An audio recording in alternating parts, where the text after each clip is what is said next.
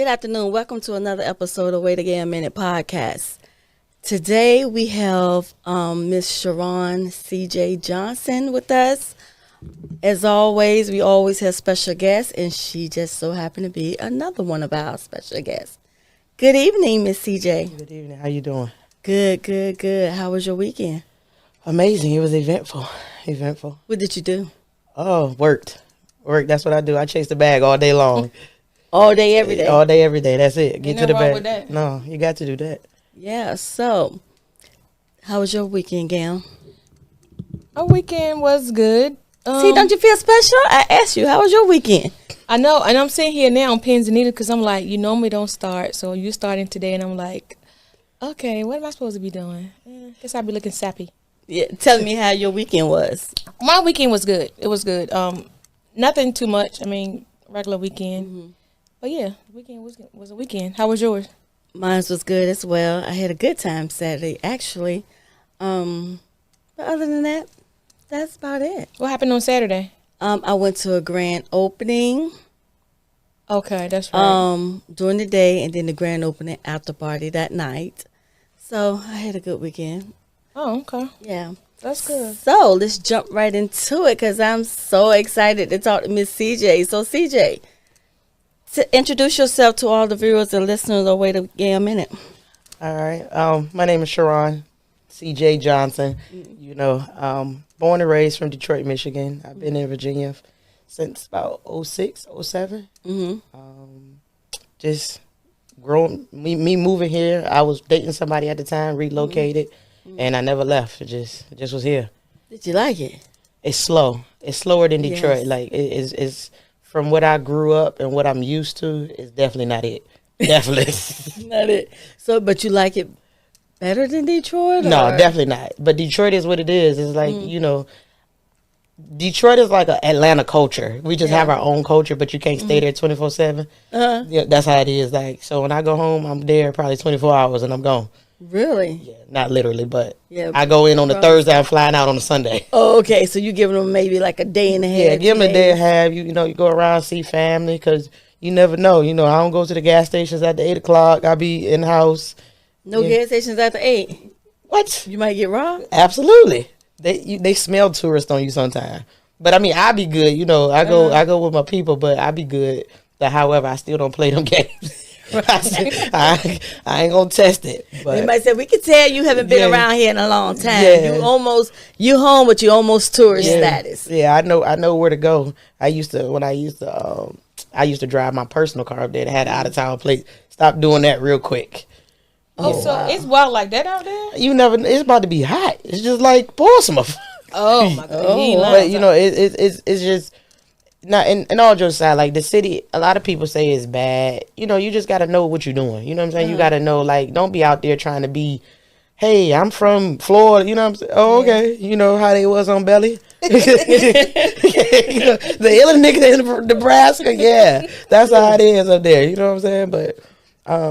But outside of that, the city itself is really beautiful. Like they've regentrified it so much. Like it's a sight to see. Like the excitement of just being around like all the stadiums if you're a big sports fan and you know the history.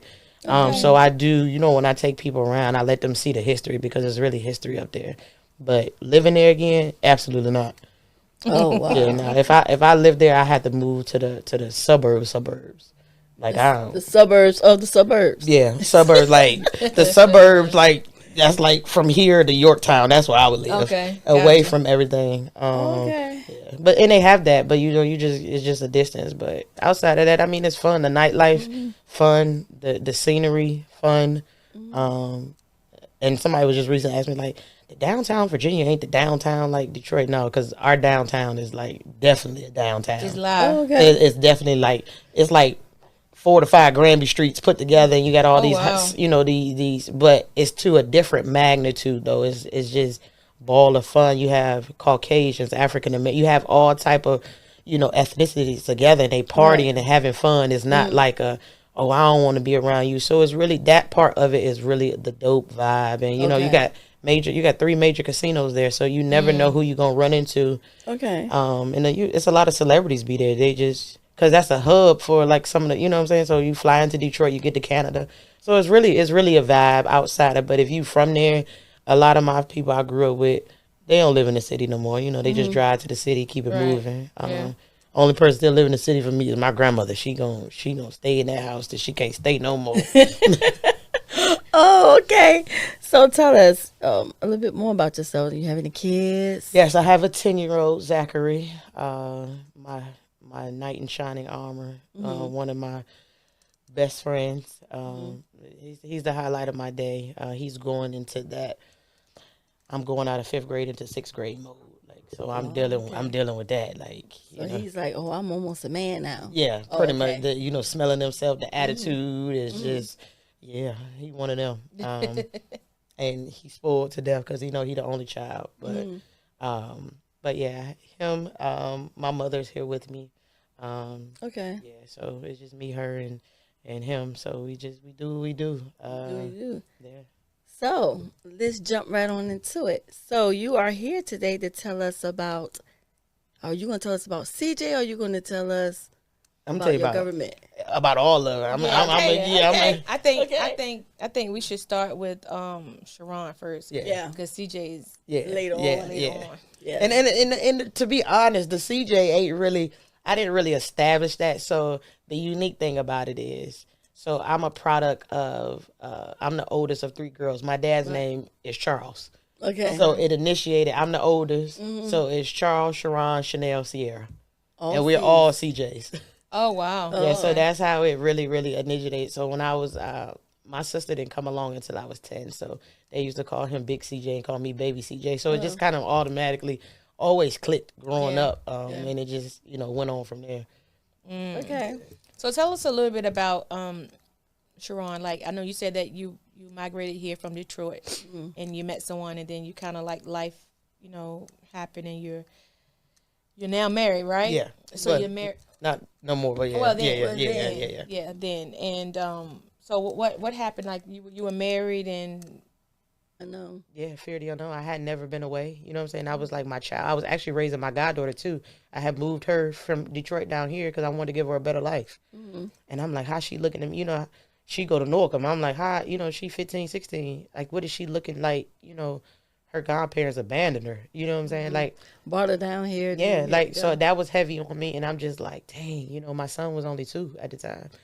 And, to him, it was just because I ain't never been in trouble. So that was just the overall. But I could say when I think back on it, like, God was in the midst of my whole, when I tell you, like, people be tripping out because I'd be like, from the moment I went in, like, I was blessed in certain situations. Like, the moment I went into Suffolk City, Western Regional, the intake officer, he was the pastor at my church. Oh, really? Yeah. So he was like, what you doing here? And I'm like, yo, you know what I'm saying? Yeah. So, and then I was just like, I go to the mount. So I was like, let Bishop know I'm here. And he was like, I got you. And I remember I got arrested on a Thursday. That man was off that Friday. He brought me a note from Bishop. Bishop was like, I know you there. I'm out of town. I'll be to see you Monday. And the man delivered the note on his off day. He was in regular clothes. He said, I just wanted to hand bring you this note from Bishop. wow, And let you know, he going to be here. And sure enough, Monday, Bishop was there. He, talking to me through a plexiglass. Like, so those moments, like, so that was day one of, for me, like, beginning. The second portion of it is, I went to court, and then, they told me I couldn't get out on bond. I was confused. I didn't turn over my passport. Well, y'all ain't asked. If y'all had asked me, I would have told them to bring it. Right, yeah. But, I went back, and then it was a friend of mine. She worked at the jail. She put me in some classes so that, they call my name. They like, yo, Johnson, you got a class. I'm like, I ain't even been here long enough to even get comfortable. How I got a class? Right. You know what I'm saying? So she had put me in a class so that I wouldn't be stressing. Classes that took 6-7 months, almost a year to get into. And I couldn't figure out why I was sitting in this class until I called home. And they was like, yeah, she put you in the class. And I'm like, dang. So I end up getting out a week later. We went through Martin Luther King. I end up getting a week later getting out. I had to turn in my passport. So I got out on my own bond. So that's why the process was so long. But even the dopest thing is my probation officer that I had was like the dopest. Like, and I always, shout her out because she like amazing. Like I was her. She had been with the federal system 27 years. I was her last case. Oh, before And she retired? Yeah, before she retired. And I remember when I went to go do my first UA, and she was looking at her paper. She said, "You don't look like nothing that this paper described." What is a With UA? Urinalysis. Oh, okay. So we in the bathroom, and I'm like squatting, peeing, and she like, "You don't look like, I'm like, do I cry or keep peeing? What you want me to do?" You know what I'm saying? So what did the paper describe, do you know? Because the news made it out like I was a queen, a kingpin's wife who, we lived this lavish life in this pretty neighborhood that drove Maseratis. And everybody from Portsmouth, don't nobody in Crystal Lake got no Maserati. You know what I'm saying? But we was average people that just so happened to have, decent jobs and, in a business to sustain ourselves. So it made it seem like we was just out here just slinging drugs like we was in, the movies or something. Like we was a part of The Wire. You know what I'm saying? That's how it made it seem. The news was outside my door every day. News up at the bakery. And we kept the bakery going as long as I could, even during this, until I just was like, let's just kill it. You know what I'm saying? I made it, and let me be clear. I made the decision of killing it. Because you be clear about that. Because people be like, oh, the feds shut it down. Oh, okay. No, I was like, you know what? The tabloids had made it so big, people were apprehensive about going. Right, but we were still fulfilling orders. Like the people who really rode with us, they was 10 toes down. No, we still going to get a cake. But the people made so what they did was they took our credit card machine. They took our credit card machine and made it hard for us. Either had to have cash or check only. Now, what was the reason for them taking the credit card machine? How did they think that would actually, affect you like that by taking the credit card machine? I think it was just all a game to them. You know what I'm saying? Like they just wanted to see was it really legitimately. But I had my credit card, when they send you your tax, your W-2 from it really rendered $160,000 for the year before. Credit card charges. Right. Alone by itself. That had nothing to do with cash. So, but they didn't want to hear none of that. You know what I'm saying? So they called themselves taking it, any type of devices so they could see, what they caught or whatever the case may be. So that's why I say, people be like, oh, the Fed's closing. Oh, the Fed's. I really made the decision. Ain't no way they thought somebody came to the buy some drugs and they swiped their credit card. Thank you. Thank you. And I even said that. I said, how many drug addicts swipe it? Let me go ahead and use this little EBT card real quick. But then it could have been a thing of too, like a lot of times they do stuff like that. So they could have sent somebody in there with some marked money. Yeah. So I think they were looking at it like that. Yeah. But being that you guys did accumulate that amount of money, they're looking at, okay, well, we take this machine, they won't. Yeah. Yep. Right. Exactly. And that's exact. So that's what. So I made the decision. I say, you know what? It was my staff at the time. It was beginning to be a lot on them too. So I was just like, let's go ahead and pull the plug. So therefore, you end up having to close the family bakery down. I closed it down. And then so the whole thing with the landlord, because the landlord never knew about the transition. The aunt kept the contract in her name. So so that's when the landlord started getting involved. It was just like, you know what, it just, subleasing. It just became a bigger issue. And I was like, let's just go ahead and pull the plug. You know what I'm saying? Oh, yeah, because the landlord probably didn't find out about it till the news. Yeah. He probably was like, they're not the ones that own it. Yep. She owns it. Yep. That's how it went down. So that's where I made the decision, like, let's just go ahead and call it quits. So how long did you have that you and your husband actually ran the bakery until that point? Yep. How long that was 4 years. So y'all actually had it for 4 years. Then you had to pull the plug. Yep. The fourth year because of what you was going through and the difficulties. Yep. Okay, so when you went and they arrested you and you went to court, all of that, you end up getting your sentence in September? August. I had to turn myself in September 16th. Okay, so they found you guilty when? August 2nd. Oh, so they gave you like a week and a half? No, like 45 days. So they sent me. So my lawyer asked if I could turn myself in. So I was I drove myself up there. Well, I didn't drive myself up there, but my church got me a driver. I got chauffeured up there. Really? Yeah, wow. So my church was really, really dope during the process. And that's even one thing when I got sentenced, the judge said to me, although she gave me 90 months, she was like, I've never seen nobody pack out my courtroom the way you did. Like, I had a lot of support there from my church to a lot of, I sent in 27 good letters from people, people that was, reputable people, people that worked for, Steve Harvey. I knew some high-end people. Do you think they actually read the letters, though? Because I be wondering. She said she did. She was just like, everybody just talked about how you were so involved in the And community. she still gave you all those years. She said because the IRS, the government suffered, so she had to make an example out of a drug dealer's wife. It was her exact words. Those are her exact words? Yep. And she told me, she said, I expect more out of a woman like you. Mm. And What she mean by a woman like you? she felt like, because she was like, you're educated. She was like, when you up there, maybe you should go get your master's degree. Like, Wow. like, so this is what she said to me. I'm like, she was like, or write a book, something. She was like, but you're going away. You know what I'm saying? Like, and it wasn't like she was, and that's why I'm like listening to her. She was like, I have to make an example of a drug dealer's wife. I wonder why did she feel that way though, that she had to make an example out of a drug dealer's wife who never been in trouble herself, who like you say, you was basically clueless to everything that was going on. You was still working your overnight job and running a bakery during the day. Yeah. But she had to make an example out of you. Yeah. Did she make an example out of him? No, well, yeah, she did. But the thing of it is, even looking back at it, like my PO was like, when it comes to the men, she don't do them like that. She was like, but the women, you know what I'm saying? Like for me, and that's just what it was. Like I felt like she came down hard. Like for him, he was a repeat offender, so it was just like, just to be expected. And you would think that he would get more because of the fact he was a repeat offender. So she was like, look, you didn't learn it the first time, so let me make this example out of you so you'll learn the second. Yeah.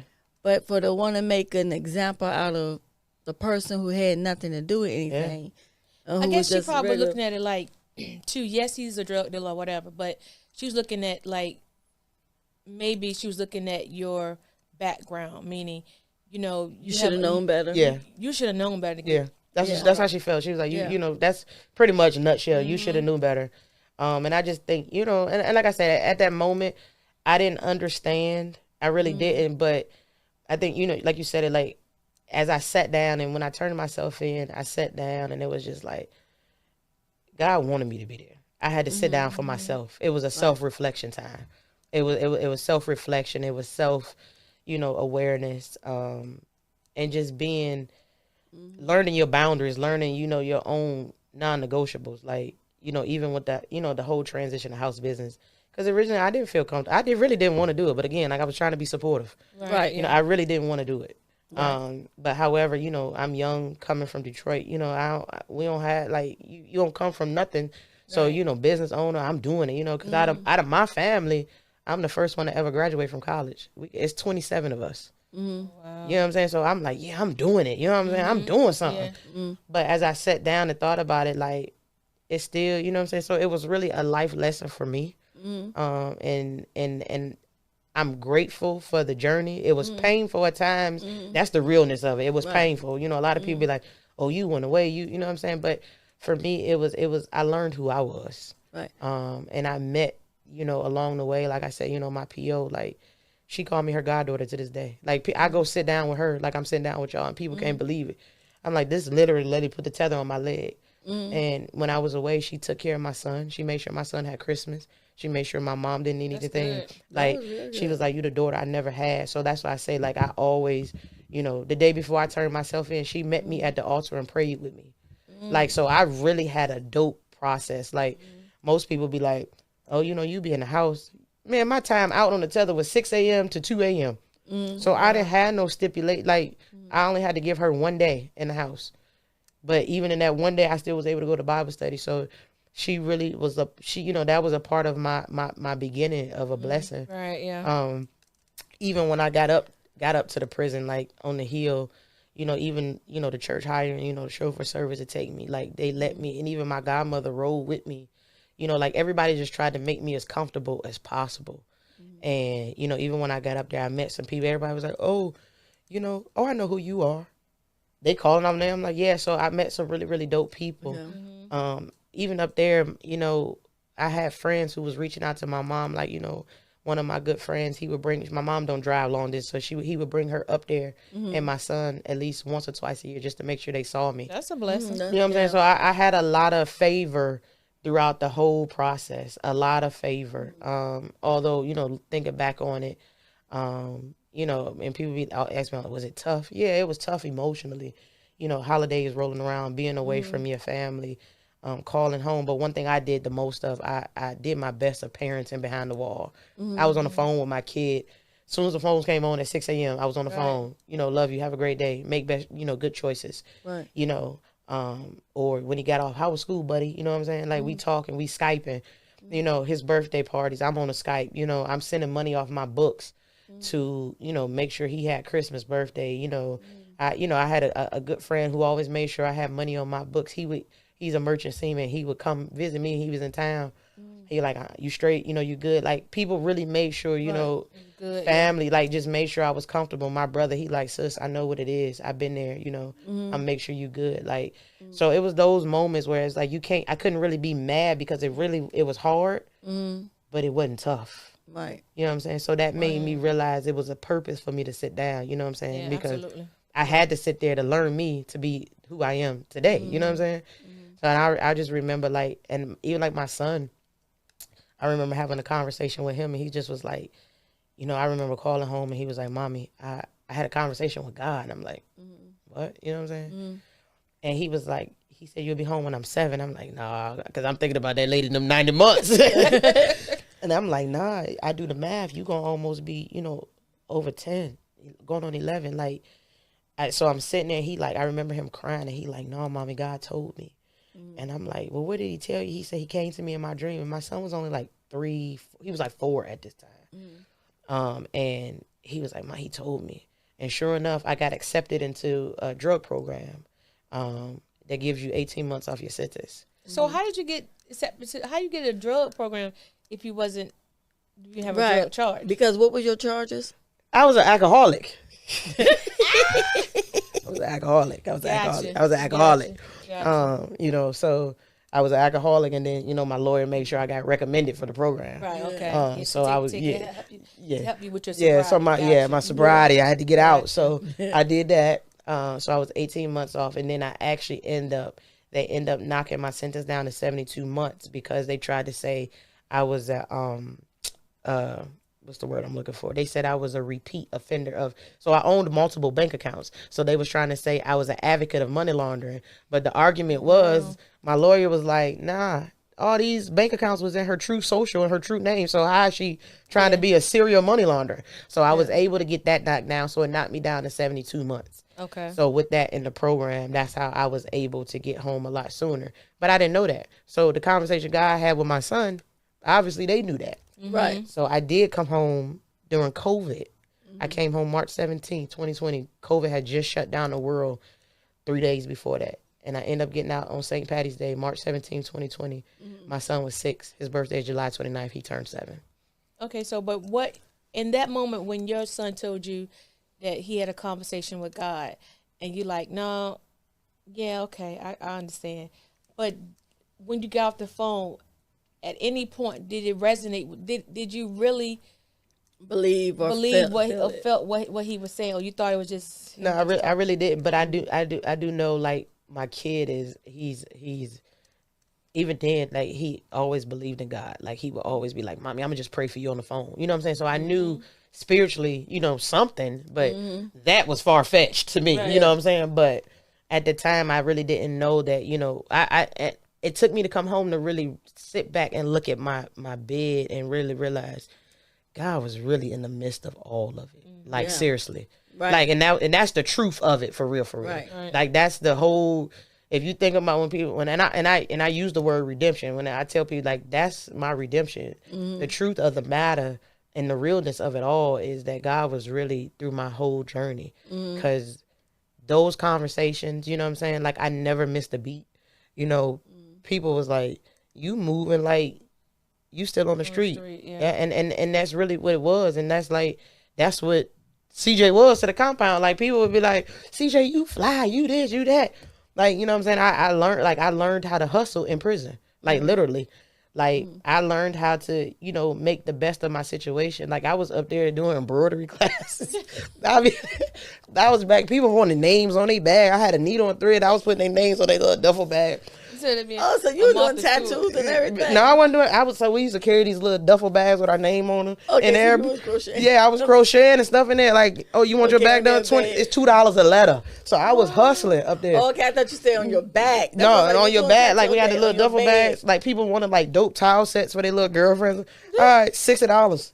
Like, I had the whole set. I was up there hustling. Then I learned how to cook in the microwave. I had a catering company up there. I was making cakes up there. Like, listen. And then they like making the cakes anyway. They got This I did what I had to do. Yeah. I was making cake, So- wontons out of a Coca-Cola box. I was Wow. hustling, but I made the best of what it was, and you know what I'm saying. So I had to think. I thought back, was like God was really, really in the midst of it. Right. Like, you know what I'm saying. The most painful part is being away from my kid, and you know, looking at him, and just like, what do I say to him? Like, you know, because I always wonder how he would look at me, and that was my biggest fear when I came home, how everybody would view me. Right. But even a lot of people didn't even know, was like my church, like my pastor and his wife, they was emailing me, they was sending messages to me up there. Like I was talking to my elder all the time, like. And for me, you know, those moments you can't get that back, like, because it's like, what elder? And the elder is your first lady of your church. Yeah, like the elder, man, the elder Val was just like, you know what I'm saying? Like, she was like, what's up with you? You know what I'm saying? It was real, and I'm grateful for those moments, because she was a really inspiration. Her and Bishop just like they literally took time off that day to be in court with me.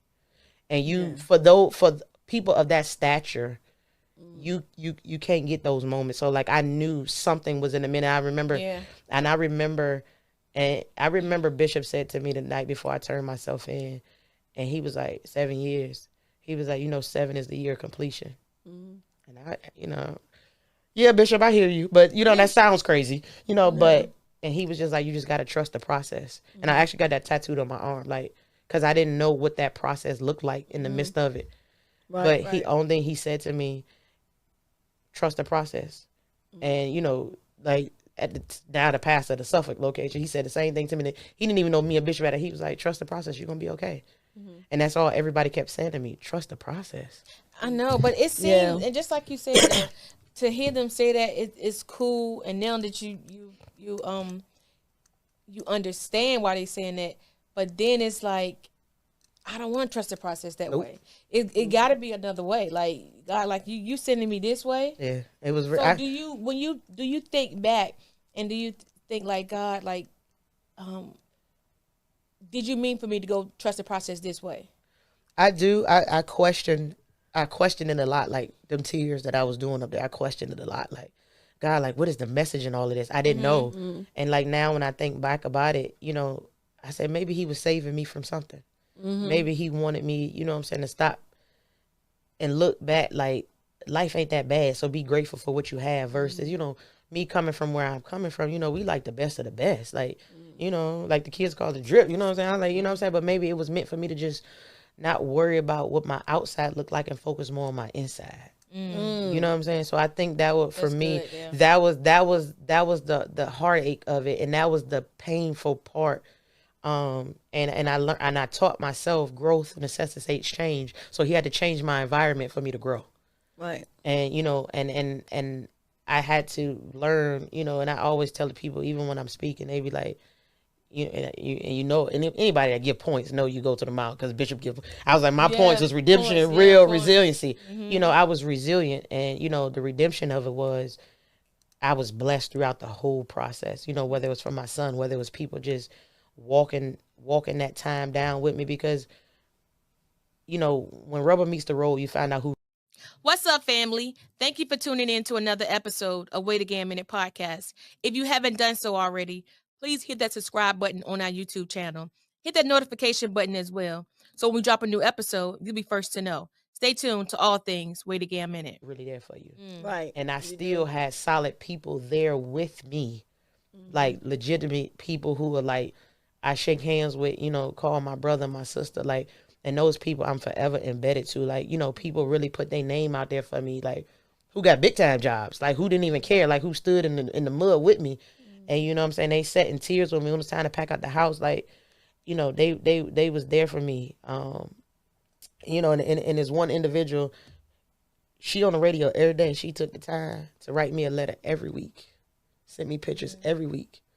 And as busy as the radio can be, you know what I'm saying? Y'all, like, she took the time to really make sure I was still acclimated to the world. She sent me pictures. She wrote me. She's like, I'm in the station, but I'm writing you just to tell you I love you. And I remember she always just tell me, hold on to the scripture. And, it was just, it was Isaiah 47:10. You know what I'm saying? I walk with you. You will not be burned. You know what I'm saying? So I fought that. I listened to that in my head every day. You know what I'm saying? That was God's message to me. Even though it's a fire going on, but I'm guiding you to walk through it. Right. And I held on to those moments, like, seriously, like, legit. Like, so when I tell people, like, I was really, like, blessed. And those people were actually assigned to you. Right. And it's a difference. Like, sometimes we want certain people to be there for us when we're going through certain things. But, I just like you, I believe that, like, certain people are assigned. And when they're assigned, they understand their assignment, so they're going to be there no matter what you have going on. So, like you said, you can be thankful and grateful for that. But so you did your time. You came home. Your son. So how was the relationship with you and your ex-husband now, right? So we co-parent. Like we really like. And the thing for me, a lot of people be like, "Oh my God, you doing a time for a nigga?" It wasn't that. You know what I'm saying? It really wasn't that. Like, that's the father of my son. I mean, my son's father. Like, I can't kick nobody. You know what I'm saying? I'm not going to kick nobody, whether, new or not. However, we still both got to be parents. We still have a child that we need to be here for. Right. The realness of it is, like, people could be want to be ugly and be, you know what I'm saying? But I didn't have it in me to be, like, malicious at that time because it wasn't a time for that. Right. We had a minor child that we both left. Let's take accountability for what it is. And, even thinking back about it now, and I was talking to a guy, and he was like, you said one of the realest things. Because when I told him who I was, he was like, my hat's off to you. And he was just, and I'm like, hat's off to you. He was like, no, for real. He's like, I got a lot of respect for you. And I still didn't know what that meant. I'm like, go ahead. And he was like, no, dog. He was like, I'm telling you for real. He was like, do you know how many women fold under pressure and don't care nothing about, their baby daddy and, none of that. He was like, you sat down, regardless if you had to, if you didn't know. He said, you sat down and you made the best of the situation. So him and I today, we could talk on the phone, like, you know what I'm saying? Like, we don't talk about it. And that might be the elephant in the room, but he's very apologetic. He's very apologetic. He'll be like, I'm sorry, But the hardness in me, like, okay, go ahead, boy. I don't want to hear that. You know what I'm saying? Because I don't want to talk about it. Right. And maybe it'd take a day for us to sit down and just have that one-on-one. Why is it that you don't want to talk about it, though? Because I think a part of me is I don't want to relive it mentally, although because I had to live it. Or bring up some unwanted revisited feelings. Right. About it. Yeah, because it was... I can't say that I resented him, but I was hurt. I was hurt because I was put into a predicament, but then that made me think, what role did I play? Right? I had to question. So my role, I felt like maybe if I was that submissive wife at the time, they'd be like, it's okay. You know what I'm saying? Because I've always been a go-getter. I've always been that. And maybe if I didn't intimidate the situation, maybe he didn't feel like he had to run to the streets to keep up. You know what I'm saying? With, because any man to be into, my wife make more money than me. You know what I'm saying? So maybe that was his mindset. Like, I got to go back to what I know to make sure the household is good. Oh, okay. So in your mind, you're trying to replay and try to figure out what you didn't do or could have done differently to make the situation better. Maybe you wouldn't have, instead of addressing the elephant in the room. Yeah. So like for me, directly from him. Yeah. Like, you know what I'm saying? Like, and I just think that for me, that's when I sat back when I was talking to the guy, and I was like, maybe I made him feel like he was less of a man because I was getting a bag. You know what I'm saying? And he wasn't. So he was like, okay, I'm gonna go to, I know, so I can get a bag too. And maybe that was the accountability that I needed to take in the whole situation. But no, we haven't sat down and visited it. And those are emotions because I know me, and I'm like, nah. But to this day, like we don't, he's very apologetic. And he'd be like, and he'll say, you were so innocent in all of this, and I'm sorry. And I just, go ahead, you know what I'm saying? Like, because for me, I just want us to make sure we're the best parents for our child. Right. And, and even our son, like, he he does it. And I laugh because, you know, people like, where your parents at? He be like, y'all know they in jail. Like, people used to be mad because he was so real about it. They be like, oh my God. Like, but that's what I taught him. Like, I didn't lie to him. I didn't say, mommy going to college. Oh, yes, because that's the... A lot of... Or going on a vacation for a little while. People would be like, I told my son I was in the military. Yeah. Yeah. You know, but I legit told him, Zachary, I'm going away. He was like, and I remember one day we was packing up the house. He was like, Mama, you got the police on your leg, don't you? And I was like, yeah. How you know? He was like, you going to jail, right? And I'm like, wow. He's 2 and 3, and I'm laughing. It's funny because I'm looking at him, and I'm like, yeah. But I remember telling him, you know, look out for Nana. You the man. You know what I'm saying? Make sure everything gonna be okay. And I think, like, and I know for a fact he holds on to that because that's how he carry it. Like, he carries himself like he the man. Like, he tells us what to do. You know what I'm saying? But from a parent perspective, his dad and I, we do the best to, you know, parent him, you know, and not make the same, you know, be the same mistakes, you know. And I always tell him, don't be like me, be better than me. Right. And we don't really talk about the situation, but I know he has feelings, and, you know, and he speaks to other people. You know, people ask him to speak, and he'll get up there and talk, but he talks about it from a kid perspective because I don't know what he felt as a child. You know what I'm saying? Being away from, and that matters, and that's the biggest thing of, you know, doing shows. I don't mind doing shows. That's the part I want to get to, the realness of it. Yeah. Like, I want people to know, like, so even for me, people, you know, you look good on the outside, but no, I ain't what I really want to talk about. I really want to talk about, like, how you can bounce back from something traumatic, how you can, you know, move forward. How can you turn a negative into a positive? That's the person that I am. You know, we can joke about the crimes, and that's cool. That's all dandy. People can go do their little shows on I don't care about none of that. Like, I really don't. Like, I want to talk about, and we can fight for people's freedom. I'm cool with that too. Yeah. But let's talk about the people who come home that don't know how to stay focused. The real issues, Yeah, like, that's the stuff that I like to get to. Like, I want to get down to, you know, somebody just asked me today, yeah, I need a support system for a friend that's coming home in 20 years. Yeah, be that. Give him my number.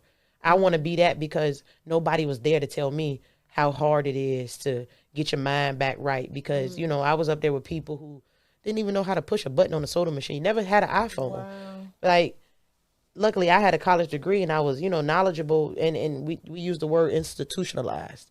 I didn't let the system institutionalize me. You know, so I like to talk about the realness of what, like, really the safeness of it, because when you come home, you don't feel safe. But where you was at, it was really like a camp. It was a camp. Could you really get that institutionalized? Some people could. Yeah, they could. Okay. Like, you know, people really, really do get institutionalized because some people have been up there 10 plus years. Ooh. It was grandmothers up there who took bids for their grandkids and their sons because they didn't want to flip on them. One lady had been there 27 years. She got a clemency.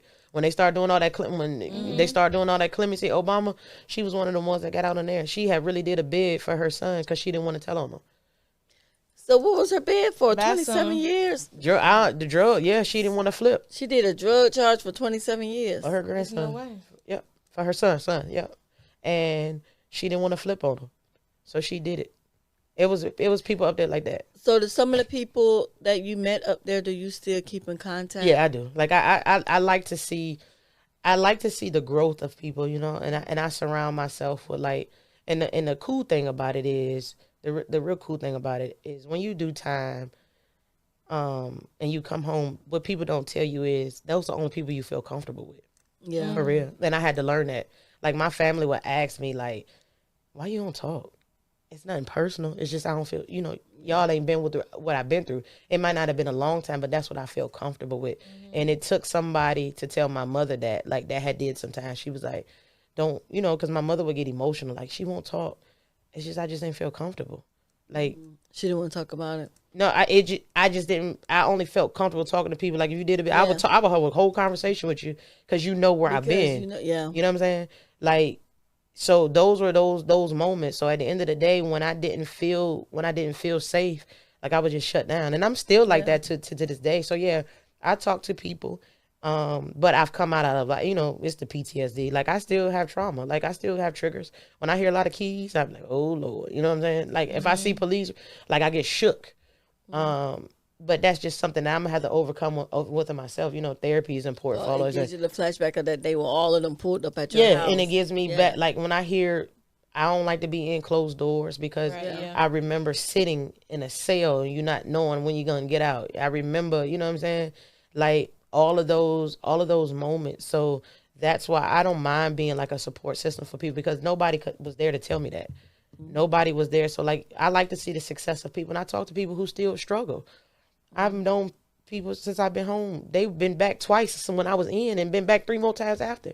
Because the thing of it is, the biggest issue in society, they don't know how to navigate through environment. So they go back to what they know.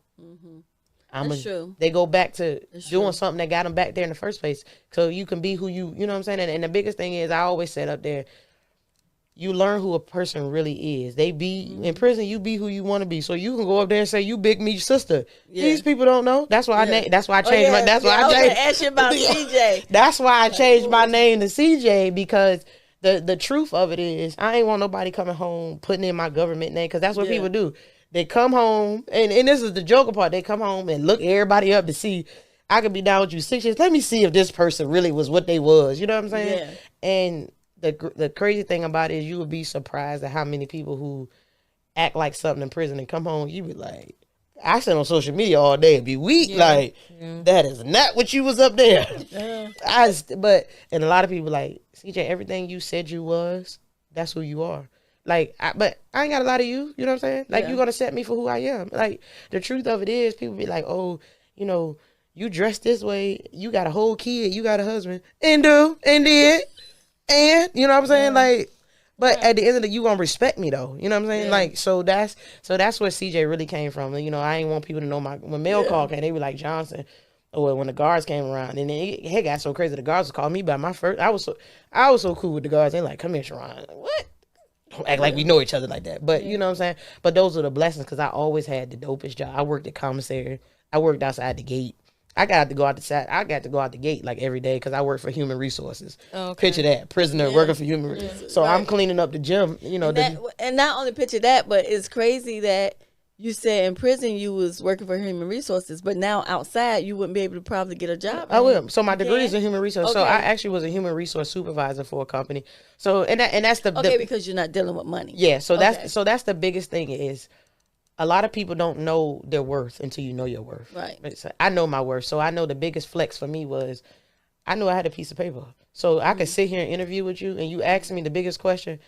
Well, what was your gap in between employment? A hardship. Yeah. You don't know the hardship I had, but you know what I'm saying? Yeah. But they'd be like, but the one thing about my judge, she really wanted to make an example. So she made me put to all my employers in writing what I did. But the greatest blessing, it didn't matter to nobody, because my resume spoke for itself. My work ethic spoke for itself, and they felt like, and the other cool thing about it is, a lot of people don't know, like, there's a program, like, if you hire a felon, most companies get $20,000 to $30,000 just for hiring you. A lot of people don't know that. Wow. Yeah, so, you know, of course I was a tax write-off, so yeah, but when you a tax write-off, that's, in that moment, is meant for you to explain who you are by your work ethic. So I showed up and showed out like I was supposed to be there. And like I always do that. I'm gonna show up like God put me there. So that's the, when I walk, even to this day, I'm gonna show up. That's my self-talk. I'm gonna show up like God wanted me to be there. Right. So you remember that, because you remember my face. Right. So you're gonna show up, he's gonna show out. Yep. Right. Right. You know what I'm saying? So and I hold on to that. So that's the most, and you know, people call it cocky. But it's not confident. It's an honest statement. I'm going to show up, because I'm not going to be a statistic. And that's the biggest thing. When I walked out of those prison doors, I didn't look in the mirror, because I felt like if I looked behind me, I was coming back. People like, you ain't bring nothing home? I threw away everything that I ever wore up there. I sold it to the people. You want it? From down to every, you know, I had wheats up there. You want everything? I sold all of it, because I ain't taking none of this with me. Right. Because I ain't coming back. Don't look for me to come back. Right. You know what I'm saying? So and that's like, I stand on that to this day. Like I'm passionate, and I speak with conviction when I talk about that. Like, I'm heavy on that, and I'm heavy about success. So I even said it in the interviews. They was like, oh, you can't get a supervisor job because you just a warehouse worker with a felony. I said, you can't tell me that. I'm going to let God tell me that. Yeah. And I remember sitting in interviews, because I said, even the people that ain't never had a felony, I got what most people don't have, a college degree. Right. So I know my weight in itself is going to qualify me. It ain't up for you to qualify me. God going to qualify me. And I'll be qualified to be in spaces that I didn't. And that's a prayer that I always say. God, allow my feet to cross the right paths of the right people, or allow my name to be mentioned in rooms that people don't think I'm supposed to qualify for. So that's one of my major prayers, and I always do that. So even on the back end of it, you know, today I'm actually right now in a season of uncertainty because I don't even know where I'm supposed to be, but I know God's purpose. And even spaces like this probably wouldn't have never happened if, you know what I'm saying? Like, so God is creating a segment and a pathway for me to be the voice for people. Like, I've just been recently doing conferences, and people was walking up to me crying, was like, thank you for being the voice. Because people don't talk about the realness of the stuff, like the bounce back. That's, you know, as we call it, the bounce back. And that's what's real to me, the bounce back. Yeah, I know I have a past, but my past don't define my future, and I'm going to be something. I'm going to be something that they said I couldn't be. Exactly. So what are you aspiring to be? Right now, I would say my biggest thing, I want to be that motivational speaker that people, I can stand up there and I could be the example. Yeah. So when I think, and I recently just used this when I opened up my last speaking engagement. When you open up the dictionary, the word hope, my picture right there, because people don't hope to get out of prison. They don't have goals. They don't have admirations. They don't have ambitions. They just scared. I'm the hope. So when people be like, you know, a lot of people, they be like, oh, you cool, you dope, you this. And they don't even know I got a background. They be like, you so intelligent. You know, you speak well, you this, you articulate yourself well. Yeah, because you ain't going to respect me if I don't respect myself. Right. That's absolutely true. You know what I'm saying? So I want to be that speaker, the voice for those weak, whether it's a man, whether it's a woman, because there are weak men too who don't know how to bounce back. And even I had men coming up to me, hugging me, was like, thank you. You know, because I talk about, you know, the parenting piece of it, you know, and a lot of people, and I get people in my inbox all day, how did you reconnect with your child? Like, I never lost connection. That's the thing. You know what I'm saying? I didn't go away and stop being a parent. Time, the fact of the matter is that the distance made me stop being a physical parent, but I was still a verbal parent. Right. Like if I call my son right now, if I put a certain bass in my voice, he gonna be like, oh no, I kept that same energy over the phone. You know what I'm saying? Like, and I think that's good. But in most cases, you know, a lot of the parents can't reconnect, and they may have tried, but for one reason or another, maybe their kid, you know, felt some type of way, or they wasn't your son. Yeah. So your son is just that, your son. Yeah. So it was easier for you, but go back to when you were saying about being a motivational speaker and speaking to people and pouring into people. I think with you doing that, being that you have stood in that gap, people will be more receptive to you, because when you speak, you're speaking from experience, you're speaking from the heart. So, and while you're speaking from the heart, you're pulling on the heartstrings of others. Yeah, and it's funny you say that, because the nonprofit I work for, he said that to me one day. He was like, stop being scared of your gift. Mm-hmm. He was like, can't nobody tell an experience better than one that's been in it. And he said that exact words to me. And I was like, you know, he was just like, think about it. He was like, how can you tell somebody how to get off cocaine if you've never been on cocaine? Yeah. You know what I'm saying? So that's the same thing. So it's funny you said that. So I had to, that registered to me, and I owned that. And I was like, you know what, you're right. So that's what kind of just developed the, you know, the me and me. You know what I'm saying? Mm-hmm. And even as dark as some moments be, I still got to show up and be that person for people. Absolutely. Because they need that. They need to see they need to see that there is glory after that. Right. Yeah. You know what I'm saying? And they need to see that there is, you know, it's redemption. There is a realness of it, but there's also the portion of resilience and the fact of it. Like, you can be resilient with a matter. You know, look at some of the, I mean, I know y'all see all over social media, you see a lot of people, you know, some of the big names, and some of those big name girls from up New York, I was with them. We was walking the same compound together. Like, you know what I'm saying? Like, and it's dope to see them successful. And everybody's dialogue is different, but my dialogue, I want to talk about the heart. I want to talk about the heart of the matter, because that's what matters the most. It ain't mattering about how good you look for, you know, all the big names. I don't really care about none of that. I care about right here, because this is what's going to carry you. This is going to make you who you are. all the glitz and glam. I don't care about, of course, $100,000 check. Yeah. But however, I want to be able to get that by being true, genuine, and loyal. So the time you was in there for roughly about 4 years. 4 years? Yeah. Out of 9? Yes. Okay, so when you was in there and now that you're out, how was your mental, really? How was your mental? Oh, that's a powerful question. I mean, you probably like the first person ever. Some days are better than others, right? I'm a lot better now because when you're on probation, you still feel like you in prison. You know what I'm saying? Like, you got to ask where can you go out of town? You got to, show all your financials. You got to do this. You got to do that. That was stressful. You know what I'm saying? Popping up. Hey, I'm coming to see your house. I want to see what's going on. You know what I'm saying? Like, dealing with a PO after dealing with all that, you still, you know what I'm saying? Like, is heavy. Right. So my mental, now that I'm free, you know what I'm saying? I don't sit, before them no more. I still got to go down to the federal building once a month and pay my restitution. I cringe every time I walk in that building. I cringe because I remember it's the same space that brought me heartache.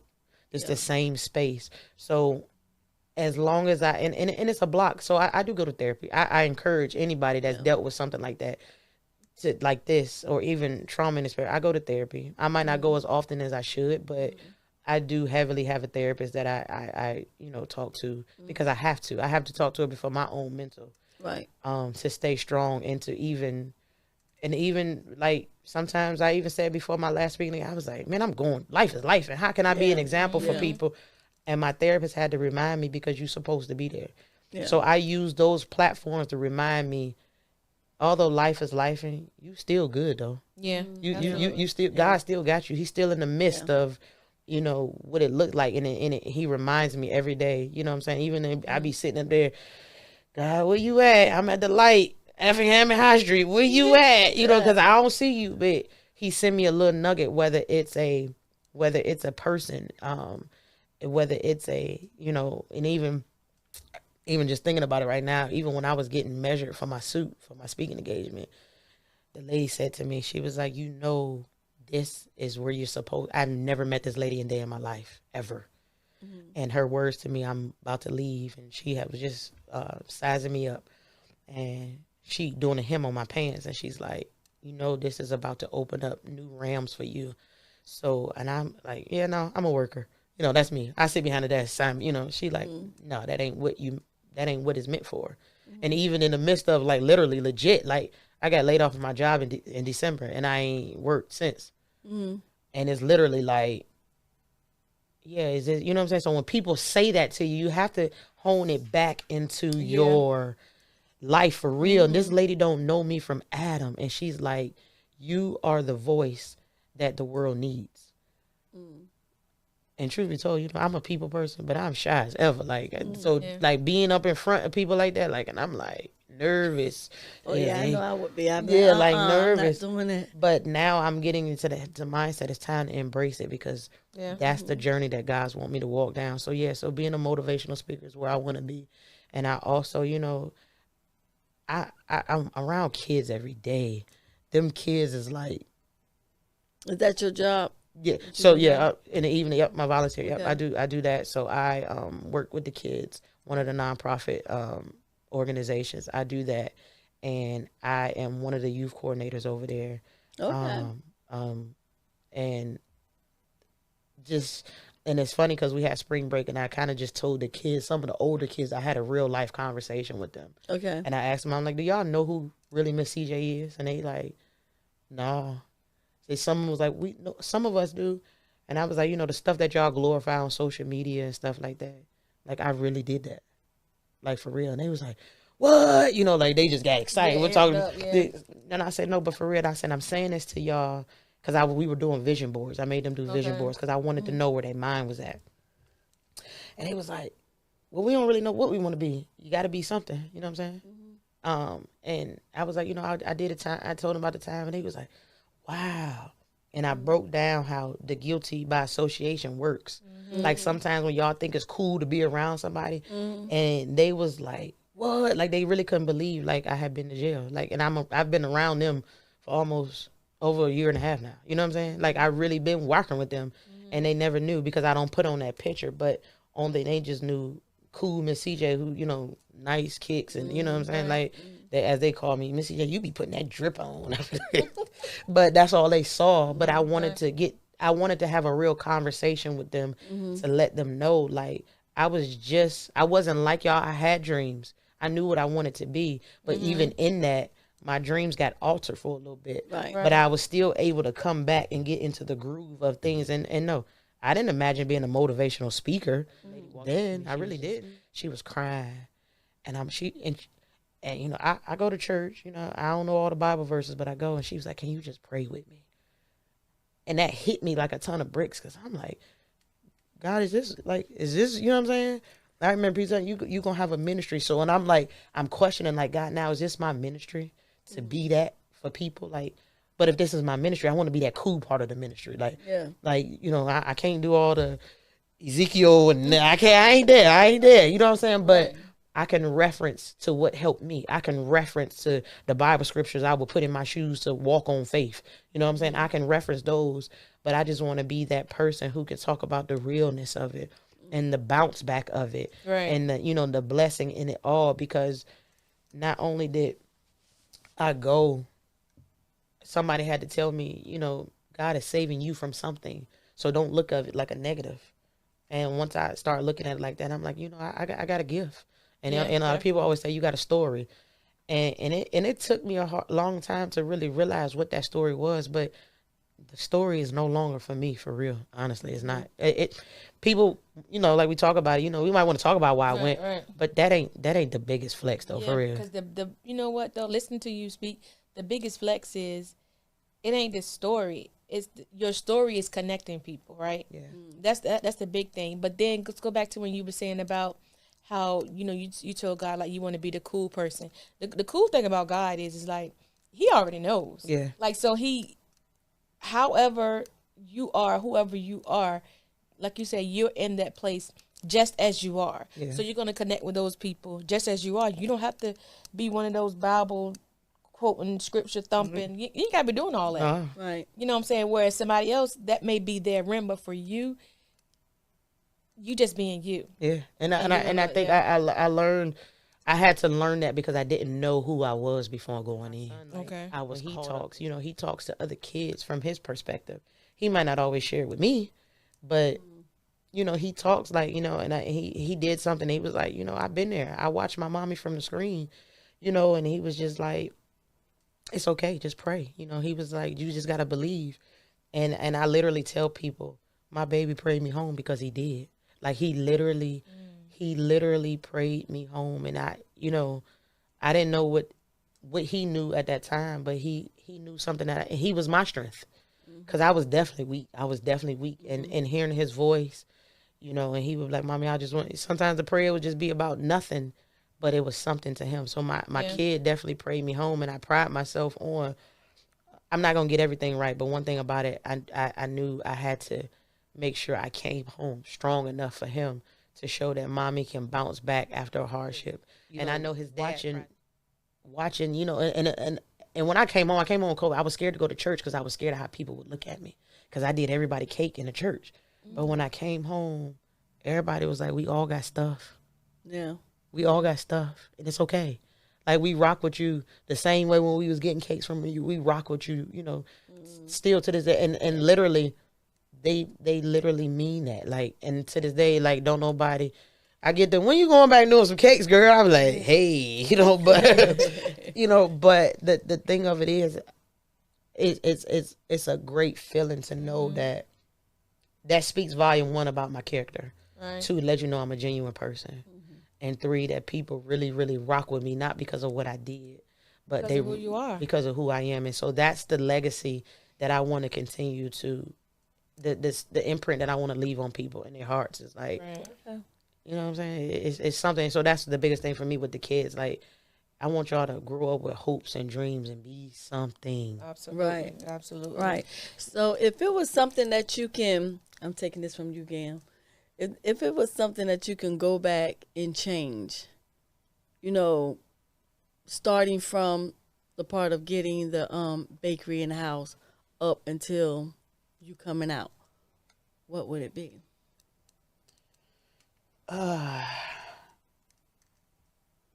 Being truthful to me.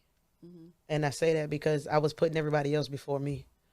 And somebody just recently just explained to me, it's okay to be selfish with yourself. So let your no mean your no. And let your non-negotiables be your non-negotiables. Right. So that's the biggest thing. If I could change, stop trying to show up for everybody else and be what everybody else wants you to be and be that for me. And it took me almost a decade to figure that out, because this whole thing started when I was 30, 31. And I'll be 40 this year. So it took me a decade to figure out that message and show up for me. So if I could have, and I probably would have been the baddest woman, you know what I'm saying? I probably would be so successful right now, even if I had to miss all of that, that journey. But show up for me. And I tell anybody that, like, don't be something what everybody else wants you to be. And I ran with that. And that's what I was doing. I was living for others, you know, because I wanted to just be that support. I wanted to be that person, but show up for me. And that's my takeaway to this day. Like, and that's how I walk. Like, I don't care what people think about me no more. You know what I'm saying? I did a prison sentence. Yeah, so what, Ann? Your mama did one too. You know what I'm saying? That's how I be feeling sometimes. You know what I'm saying? But that's how my mind work now. Like, or, you know, yeah, I got a background, but so what? But you see me? You see, this is who I am. So I hone in on the importance of, because life is short, right? We can't focus on the woulda, coulda, shouldas, wouldas. Right. We got to focus on our responsibility in the whole process. And my whole responsibility in it all was, whether I knew, didn't know, whether everything was in my name, take him out the equation, I wasn't showing up for Cheron. Right. I was not. I was being everything everybody else wanted me to be. Right, because you said you didn't really want the bakery, but you was going to be a baker. Yeah. Hey, had an easy bake oven as a kid. Let's get it popping. But you know what I'm saying? But I, you know, and now, and that's the truth that I'm living in now. Like, everything that hurt me, I'm talking about it. Right, everything that, you know, didn't feel good to me, because I want to fix it. That's where therapy come in at, because I want to get to the root of what the issues were. Like, why was it so easy for me to be like, oh, I like the fast life, if that's what it really was. You know what I'm saying? Why was it? Because it's a root of the matter. Why was I really migrating to that? Was it because of my upbringing? Was it because of where I came from? Was it because I was, you know, I couldn't afford no DCs? You know what I'm saying? I was putting shoe polish. I was telling somebody that I put shoe polish on my DCs until they start cracking. Because I knew my mother couldn't afford, you know, so was that what the real matter was? Right. So it takes time for you to learn out who you was. And then in that time, that's what happened. And that's just the most humble, honest answer it is. Like, I wasn't showing up for me. And I sit some days and I cry, and I just be driving, and I be like, God, like, thank you for saving me, because thank you for putting me in spaces that is so uncomfortable. Just thank you. And you have to be grateful, even if it don't feel good to you, because when God is doing a shift in your life, he makes you uncomfortable. Right. Yeah. He makes you so uncomfortable. You be so pissed off. You be like, you don't know what to do. You don't know what to do. And you be fighting back up against the wall, but he's putting you in the spaces to trust him. So he made me so uncomfortable, one, to learn me, two, to be uncomfortable so I can change and be a better person like I am today. Like, and that's the biggest thing that I stand on. I stand 10 toes down on being resilient and being an example, one, for my child, for myself, and for the people. Yeah. So I can speak to them and just let them know, like, you're going to be all right. Like, so that's just what it is. That's actually big. But let me tell you what, I'm not going to ask Ms. Go Getter what her takeaway is, but let me tell you, sitting here talking to you, right, my takeaway from it is that, one, when you were saying about basically people pleasing, right? And showing up for other people instead of showing up and not even showing up for yourself. But because you didn't show up for yourself, God showed up for you every time. Yeah. So that's why you're in a position and things are going the way that they're going. And it's unfortunate you had to go that road. But, I mean, he got to do whatever we got to do to get us to sit us down, you know, to get us to really hone in on what our purpose is. Yeah. But in listening to you talk, I'll be honest, when I first, you know, reached out to you about coming on the podcast, this wasn't my thought. Absolutely not. But, God has a way of doing things. In here, I'm just like, notice I ain't say a lot because I'm listening, because I'm like, God, like, what are you doing? Like, Yeah. what you doing? But I took away, just know that what you went through, your story, it connected me on some things. Yeah. And I want to tell you that I appreciate you. I appreciate that. Appreciate you. That's basically That's what it is. good. So we always ask our guests how their time has been since they've been away to get a minute. You're in the hot seat. You're next. And the good thing about a hot seat is it's a good hot seat. Yeah. So you're in it. So let us know how your time has been since you've been away to get a minute. Oh my God, it was stressful. No, I'm joking. No. It was really it's a dope vibe. Like, it's really a dope vibe, and you know what I'm saying. It gives you that homely feeling. Like, it really does. Yeah. So I just, y'all keep doing what y'all doing. It's really a dope vibe, and it's, you don't always get that because you feel like it be pressure, but right. It's y'all got a gift. So keep stepping into that. You know what I'm saying. Whatever that looks like for y'all, just keep stepping into that. Thank you. So, with that being said, stay tuned to All Things Wait Again Minute